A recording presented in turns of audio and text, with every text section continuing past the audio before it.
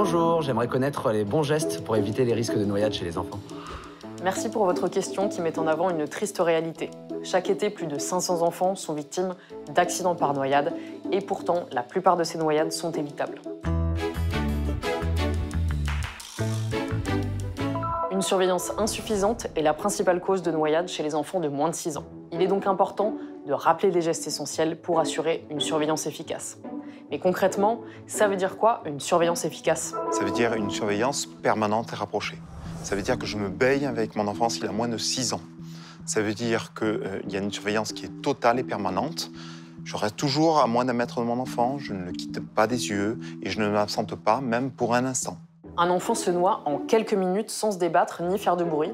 C'est pourquoi il est important que l'adulte surveille attentivement, c'est-à-dire sans être distrait. Je ne le quitte pas des yeux, ça veut donc dire je ne fais pas autre chose, comme lire par exemple, ou aller dans la maison chercher quelque chose. Je ne reste pas le regard fixé sur mon téléphone ou sur ma tablette. En effet, cette vigilance, elle était essentielle. Mais cette vigilance-là, il faut savoir l'organiser. Et notamment, quand on se baigne à plusieurs, il faut définir qui va surveiller qui.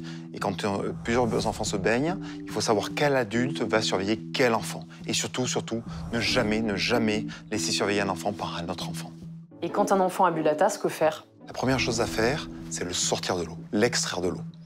Ensuite, s'il ne revient pas à son état normal dans les 5 minutes qui suivent, c'est-à-dire s'il tousse, s'il vomit, s'il s'endort, s'il a du mal à respirer, alors il faut prévenir immédiatement les secours.